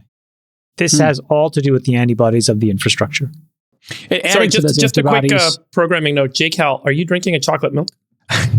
I am drinking a Core Power 26. It's 26 grams of protein. I'm still on my trying to eat more protein. But I did have a Super Gut bar earlier today for breakfast, which was quite nice. Thought that was a chocolate milk. This one's got 26 grams. It's a 42 gram protein. Yeah, I don't want to give a free ad to Core Power. But Sachs, in addition to the antibodies that kicked RFK out of the Democratic Party, the press also blocked him. CNN, et cetera, wouldn't let him on. The right would let him on all day long. Does this same antibody kind of system exist on the right at all, or is the right more open to multiple candidates, just generally speaking? No, I mean, you look at Republican debates, and they are vigorous debates. There is real disagreement on the right. There are real debates on the right, and there is a real working out of contested issues. The Democratic Party, by and large, is a machine. It works in lockstep. That's why what Dean Phillips is doing is so sacrilegious. I mean, he is pretty much ending his career as someone who can just move up through the ranks of the Democratic Party. Maybe this will turn out in a way where it gives him like a leapfrog, but I don't think so. I mean, I think he's basically signaling to the higher-ups in the Democratic Party that he's no longer a candidate for advancement through the regular course. Got it. And one analogy is that the Democratic Party is like the empire, and the Republicans are like the rebel alliance. The Republican Party is a bunch of misfits. It's a bunch of discontents. Ewoks and Han Solos. Han Solos or whatever. But the Democratic Party marches in lockstep. Is that why the Democratic Party wins more? Is because they're in lockstep? Yeah. They're much better fundraisers. They're more disciplined. They have their act together right now. I don't think this was always the case, but I think it's true right now. Yeah. Okay. Well, we had a couple of other issues we wanted to get to, so I think we can wrap there. Great job, everybody. That was spectacular. Great job getting the candidate, Chamath. Thank you for that. All right, we have to touch on what happened this week with the U.S. and China relations. Everybody knows Xi Jinping was here in the Bay Area to meet with Biden. Yellen welcomed Xi at the plane. Maybe she's selling some treasuries. I don't know. And that's what the press said. Yeah. I mean, like we're like some sort of piss poor company that's selling its junk bonds. I mean, the second that she gets off the plane, she's hawking our shitty bonds. Wow, listen, everybody's raising a fund right now. You know, fundraising's hard. Did you guys hear the commentary that the Treasury auction had a really tough moment last week? They had a big auction on, what was it, 10 and 30-year bonds. The 30-year bond bid was not really there. And so they got to get buyers in the market. They got to go get the Chinese. And she's coming to raise money apparently too. She's here. Everybody's having a hard time raising right now. Pretty crazy. But Chamath, you and I tweeted about this clip where Xi Jinping said that, you know, he's basically for peace and that we have to work together. Let me just start there with you, Chamath, so we can get through this quickly. Do you take him at his word? There were cynical people saying like, hey, you know, he's just desperate, needs more trade, needs more business. How do you interpret Xi's peace pipe here, you know, and his dinner with a bunch of executives last night? I think he's pragmatic. He's somebody that wants to not just rule over China, but he wants to do it for the rest of his life, and he wants to do a good job. And I've said this many times, China's issues are endemic and pervasive, and they're demographic. And so he has huge structural issues that he has to fix in the Chinese economy. And so I think all of this is just about him focusing on his priorities, which makes sense, which is really about domestic policy. There's an enormous real estate issue that has to get sorted out. There is a GDP issue that has to get sorted out. There's a youth unemployment issue that has to get sorted out. And then there's an aging and a birth rate and a replacement issue that has to get sorted out. All of these things are enormous efforts. And so I think he's pragmatic enough to not also then add foreign misadventures to that plate. And I think what you heard was him being very clear about just exactly that. Sachs, what was your interpretation? There's so many jumping off points here. You got foreign policy, you got TikTok, fentanyl. I mean, there's a long list of issues, but does it feel like we're turning a corner on relations? Hey, they need us, we need them. What was your interpretation of all this? Well, I think what's going on here is that the administration has its hands full with two wars. We still got this war in Europe over Ukraine, which is going very badly. And now we have a new war in the Middle East that caught them completely by surprise. Recall that literally a week or two before October 7th, you had Jake Sullivan saying the Middle East has never been more peaceful. So they absolutely did not anticipate what was coming. And now we have half of our carrier groups in the Middle East positioned there in case this, blows up into a wider regional war. So I think the simple fact of the matter is that the Biden administration, this is more than they can handle. Or let's put it this way. They're trying to put the China compete on hold. They're trying to put it on ice while they figure out a way to rescue this losing effort in Ukraine and to prevent the situation in the Middle East from spiraling out of control. It's just too much for them. They don't have the bandwidth to deal with a war or conflict breaking out in the Asia Pacific. So I think that's the Biden administration's motivation here is they're seeking to ease tensions because they're just too bandwidth constrained to deal with it. By the same token, I think Chamath is right that she realizes that he's got his hands full with domestic economic problems. He doesn't need a ratcheting up of tensions with the United States right now. And I would also add that on foreign policy, I think what you're seeing in his remarks is a return to away from this kind of wolf warrior diplomacy that they had going on a few years ago, where they were kind of saying these very bellicose things and they were kind of flexing their muscles in the Asia Pacific region. That really backfired on them because it raised the hackles of all those other Asian countries, and it was making it too easy for the United States to form a containment alliance against China. So he's moving away from that type of wolf warrior rhetoric that got them nowhere, and he's moved back to the rhetoric of a Deng Xiaoping, who said that China's policy should be to bide its time and hide its light under a bushel. In other words, just get stronger and stronger. Don't let people get wise to how strong you are. And then when the time is right, you will flex your muscles, but just keep getting stronger. And I think he's returned to that policy. And you saw this with the Belt and Road Conference that in Beijing just a few weeks ago, where you saw countries like Vietnam participating. And I think that China, their strategy is now to try to use some honey to catch some flies as opposed to vinegar, using this kind of bellicose rhetoric. Yeah. And saber rattling. And if we look at this chart, I think this chart speaks volumes. Friedberg, foreign investment into China has absolutely fallen off a cliff. In the decoupling, the saber rattling, and other countries looking to have resiliency and not be dependent on China has obviously blown up in his lap. What are your thoughts on foreign trade and our business relationship with China and their relationship with the West and the rest of the world? This used to be a thing to do to make money.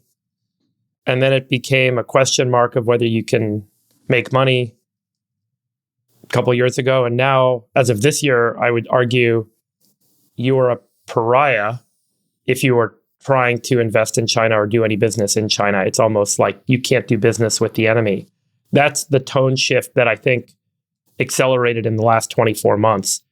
And as that tone shift happened in the business community and the investment community, it obviously escalated the tenor of what does the broader relationship look like, that I think catalyzed, hey, we got to simmer things down because we can't really afford or deal with that escalation right now. But I don't know. I mentioned this to you guys. I was at a conference this past summer, the summer of 22. It was like, hey, maybe, when are things going to get bad with China? To this summer, it's like if you were doing business in China, you're trying to pick up pennies in front of a freight train. Like you're going to get run over. And it happened in 1 year. That was my observation. It was like this crazy shift. The chart shows that, right?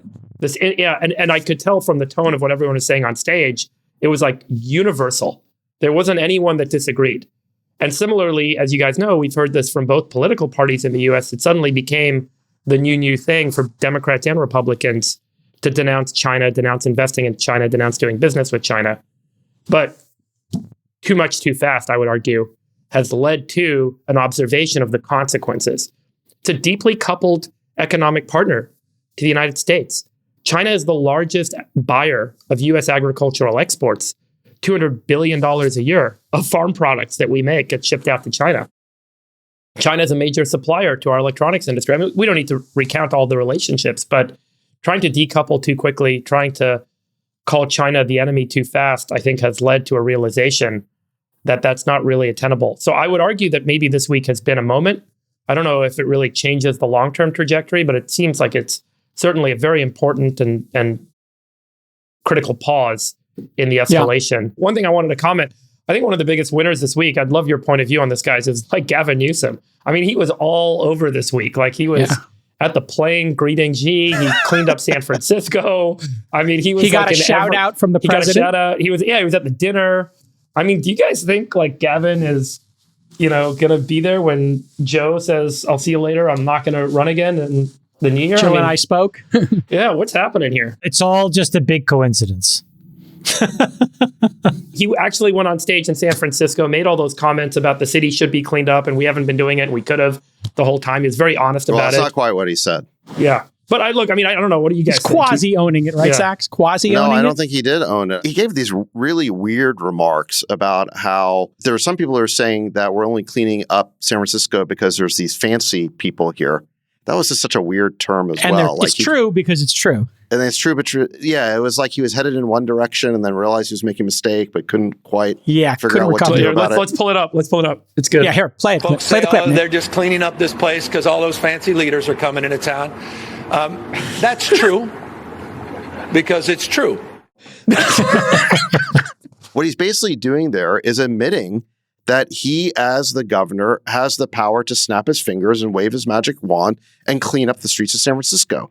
And that is completely different than what he's been telling us for years. For years, he's been maintaining that the problem of homelessness in California is owned by local officials or by judges or somehow by the system itself, and is too complex and is beyond his power to simply do something about it. But he just admitted that, in fact, he does have the power to do something about it. In fact, he is the boss of a one-party state. And all he had to do was snap his fingers and make this homeless problem go away. And he's willing to do that. for Xi Jinping. He's willing to do that for Dreamforce. He's willing to do that for the Super Bowl, but he is not willing to do that for the ordinary citizens of San Francisco. And I think that ultimately is going to be a huge vulnerability. What he should have said here is, it's true that we cleaned up the city to represent ourselves well for these foreign leaders who are coming in. But the truth of it is that we should be doing this every day. And here's my agenda for fixing it. Point 1, 2, 3. And if we could get everyone on board with this agenda, we could fix this problem. But that's not what he said. What he basically communicated was that I can solve this problem anytime, but I don't give a shit about you, ordinary citizens. We only do this for the fancy people. Chamath, when any reaction to that? Yeah, he's auditioning. I mean, I think that much is clear. Again, I would just say you can't just go to China and meet with Xi Jinping. So that has to be endorsed. It's negotiated. It's enabled. You go there with talking points. You go there in discussion with state and treasury and the rest of the federal bureaucracy behind you. So that was a clear audition of some kind. And I think it was obvious that they wanted the APEC summit to be the backdrop of a Biden-Xi meeting. And so you're doubling down on California. So I think it's kind of like a dry run here, is what I would say. I mean, I'm not sure that I don't know what for. It definitely made him look presidential. And I think you're right that when he went to China a few weeks ago to invite Xi to the summit, that was clearly sanctioned by Blinken, by Sullivan, by the you can't do that on your own. Of course. But again, the reason why they sanctioned that is because they really want to ease tensions with China right now, given how full their hands are with the Middle East right now and with Ukraine. No. I'm not debating that. I think that makes all the sense in the world. I think that you could have sent any number of, well, not any number, but one of 3 cabinet secretaries, and it would have been just as appropriate. I think sending the governor, I think, was a little bit of it was a test. Can he perform? And I think he did a good job there. He helped himself. I mean, he hurt himself with it's true because it's true, but he helped himself in terms of the optics of appearing presidential. Can I say it though? I think he did look presidential in China. And that was the first time where I thought Gavin was really being a normal person, because he actually told the truth. He's like, this state is at its best. No, but this state at its best is a center of innovation in the future. And at its worst, it's where every bad progressive idea goes to die. But wait, he said that? No. I'm saying that. I'm saying San Francisco embodies both of those two things. On one day, it's full of people on crystal meth and fentanyl. On the second day, it's the OpenAI Dev Day. Hosting the president within a block of each other. Yeah. So I think he just admitted. But imagine if he said something like that. That would make him so much more real. Well, maybe he's trying to find his voice. I think his tone has shifted a bit. I don't know. That's what I'm saying. It felt like in seeing some of the talks he gave this week and his positioning and where he was sitting, he looks like very legit. I definitely will say that the Gavin Newsom of 3 years ago was a little bit smarmy and more of like a political insider. The Gavin Newsom of like the last week, and particularly even just that comment to me, David, was actually being honest. And I think that that's a more viable path if they decide to give him the candidacy. Which I think is a really good observation, because he could just come out and say, listen, we tried a bunch of things. We had good intent. It didn't work. And now we're reversing them.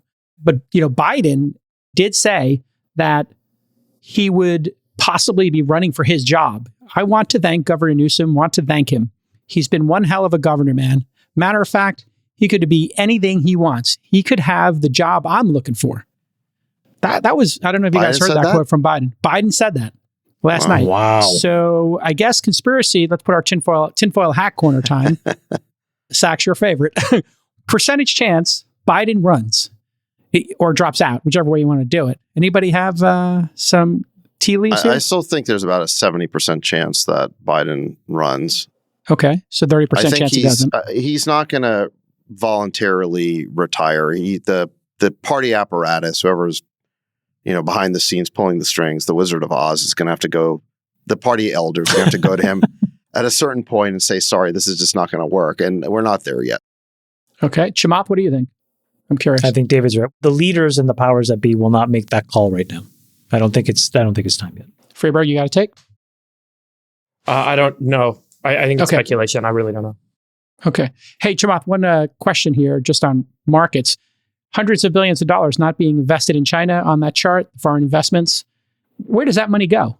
Any thoughts on where that's going? It's just sitting in accounts. You think it's being invested in other geographies? We talked about it last week with Jared Kushner, but if you look at just the ton of cash and cash equivalents, I think it just speaks to how everybody's just a little bit on the sidelines, waiting for the green light, which, you saw CPI this week, by the way. I mean, we talked about it last week, which is that it looked like CPI is turning over.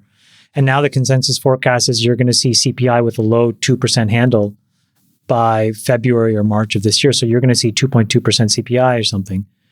Watch out. Watch out as in, hey, markets could come roaring back. Maybe not ZERP environment, but could get interesting. All right, listen, we don't want to leave without doing a science corner. Everybody loves science corner. I know DeepMind has been working on, many projects, Freeberg, and DeepMind, of course, is Google's AI arm. They did Go, they did protein folding, and of course, they're doing BARD, but they announced something this week about predicting weather. Tell us about this paper that was released, Freeberg. Yeah, so I think this was pretty exciting. You guys know I used to work in weather when I ran Climate Corp. We did a lot of work with weather forecasting and weather modeling. So DeepMind published a paper in the journal Science this week introducing GraphCast, which is actually a publicly available model that does weather forecasting using machine learned models. It's a 37 million parameter model. Just to give you a sense how small that is, that model compared to ChatGPT, which is like a 1.5 trillion parameters in the ChatGPT model. This is only 37 million parameters in this model. And the performance that they got out of GraphCast, which they published in the journals, they've made the model available. You can check it out. You can read the paper on how they built the model. They're very open about that. And the model actually forecasts weather over a 10-day period better than traditional weather forecasting. So let me just talk about how weather forecasting is normally done and what they did differently and why this is such a big breakthrough. So weather forecasting is usually done by kind of chopping up the atmosphere into little cubes, little blocks. And, the weather is a fluid. It's like a liquid. It's air and moisture being moved around with energy. And so normal weather forecasting systems are what are called numerical models. You run physics, you run the formulas for physics on each of those little cells of the atmosphere and figure out how they affect the cell next to them and the cell next to them. And you run that cycle forward and you run all these calculations and then you figure out how those cells are going to be different in hours and then in days going forward. And these numerical models, basically, because they're compute intensive, they're running actual calculations from physics to model all this stuff. They require a lot of compute power. There are hundreds of variables that are measured and that are output from forecasting models. And they're generally run on these very expensive compute clusters. There are two major weather forecasting systems. One is run by ECMWF, which is the European Weather Center, and the other one is run by NOAA, called GFS here in the US. And ECMWF runs on 1 million cores across 7,700 compute cluster nodes. They spent about $200 million on this compute cluster. And the GFS model runs on a 29 petaflop system, so 29 quadrillion floating operations per second. It costs $270 million. And when they run the forecast model using this traditional way of doing things, they're running all these physics calculations on these little small blocks of the atmosphere and perturbing it. Fast forward, try and capture as much data out of the model runs as they can. And every 6 hours, they run the model, and there's a new output every 6 hours. And it costs $1 billion for NOAA to run forecasts every year and disseminate that information. And then all the weather companies, from Weather Channel and AccuWeather, they're all buying or getting free access to these forecasts that come from these big compute clusters. And that's how all weather forecasting is done. They're actually done primarily by these big centralized government supercompute clusters. And then they're made available for everyone to consume. And the more data and the more compute you get, the better the forecasts, the higher the resolution, meaning the more local space you can forecast on, the smaller the time scales, meaning you can go from 1 day forecast to 1 hour forecast, break it down. And the further out you can be accurate, whether it's 5 days and then 10 days and so on. So more compute has been the name of the game for many, many years in weather forecasting. The more compute you get, the better the forecasts. So this breakthrough that DeepMind has had is they basically took all the past weather forecasts and they built a model that figured out how to take the current weather and the weather from 6 hours ago, just the data. So the data feeds from today's current weather and weather 6 hours ago, and trained a model that predicted weather for the next 10 days. The same output as you would get from these big, expensive numerical models. And they did this using what's called a graph neural network. That's the architecture for the model. A graph neural network is far more complicated than, say, predicting an image, which is two-dimensional, it's pixels next to each other, or predicting a text stream, which is one-dimensional, it's what's the next word in a sentence. So a graph neural network is a fairly complicated model. And so they describe all the techniques they used and everything they built in the paper. They were really open about it all. And then they were able to train this model using past, forecasting data going back to the 70s. And then they ran the model. If you pull up these charts, so the first chart that we're going to pull up here basically shows the model's performance, GraphCast, against the big ECMWF model. And what you'll see is that the model across all timescales going out to 10 days is better. And there's a bunch of ways to measure this, primarily what's called root mean square error, which measures the skill of the forecast. So here you can see the black line is the numerical model run by ECMWF, which is the big weather forecast model that most people in the world rely on every day. And the bottom is the machine learned model. And by the way, the entire GraphCast model runs in 1 minute. So you basically input current weather data and you input weather data from 6 hours ago, and in a minute, you get all the forecasts. Whereas currently— And it could run on what, like a smartphone or a laptop? It's such a small— not that small, but yeah, you could run it on a small compute and you could get the results in a minute. And so basically everyone can now be a weather forecaster. What used to be— Is the gap between the black and the blue line significant? Is that an important— It is significant in two ways. One is, first of all, it's better, which is amazing because researchers have spent billions of dollars and decades trying to make their numerical models better. So the fact that a machine learned model is just simply better is really profound. And the second point is that this machine learned model is only 37 million parameters and can be output in a minute. So you could be running this thing continuously. And you could does this work for weather all around the world or just in a specific? Exactly, all around the world. And the second thing that they measured, if you pull up the second graph, was, well, okay, great, you can do basic weather forecasting, but are you good at picking up extreme events? The things that are really outside of the normal distribution curve, the things that we should worry about, like cyclones or extreme heat or atmospheric rivers. And the answer, again, is absolutely yes, that this model trained on this data is better at forecasting extreme weather events. On that bottom left one, is it saying that HRS doesn't actually predict cyclone tracking and that GraphCast gives you like 2, 3, 4 days lead time? That's just an error difference. Yeah, it's just a measure. It's a measure of delta. So what's the downstream effect of this? People will be able to get out of an area that could have extreme weather or insurance. You did climate.com, right? So you've been in this business for a long time.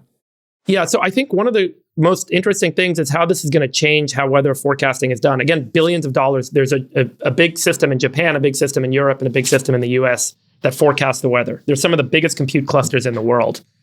And now you can run it in your home. You can run this model in your home because all the weather data that is the input to the model is available all the time on the internet for free. So we could just take that data and anyone could run it. You could get faster results, more frequent updates, certainly a much lower cost. And I think this is just the beginning of obviously a long road of optimization and iteration that will go from here, where it'll be really amazing to see what else can be done with this model. It totally upends a lot of different business models as well. What's really important also to note, this is an incredible proof point of these graph neural nets.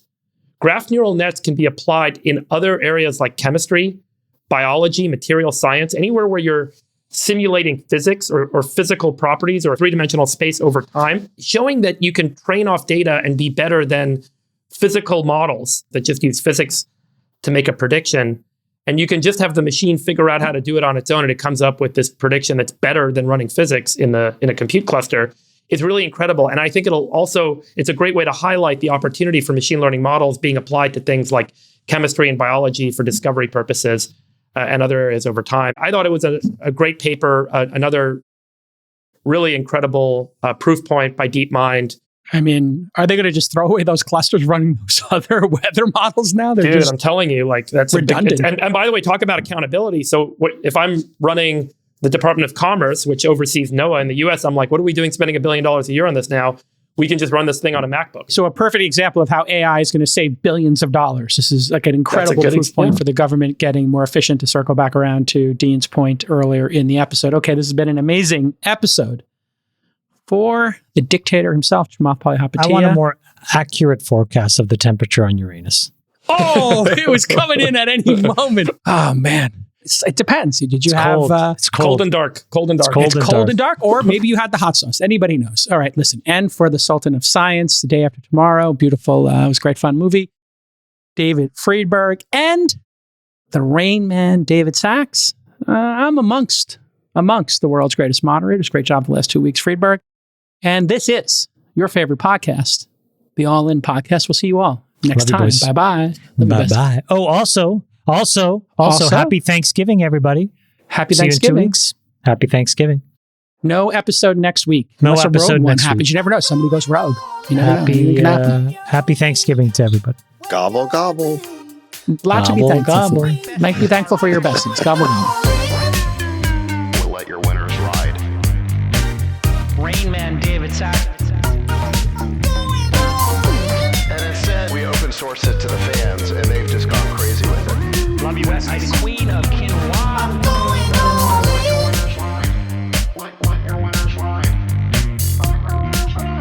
Besties are gone. Go 13. That's my dog taking a notice in your driveway.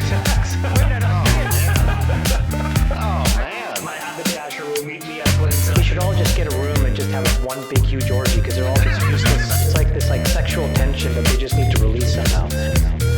Wet your beak. Wet your beak. We need to get merch. Besties are back. Going all in.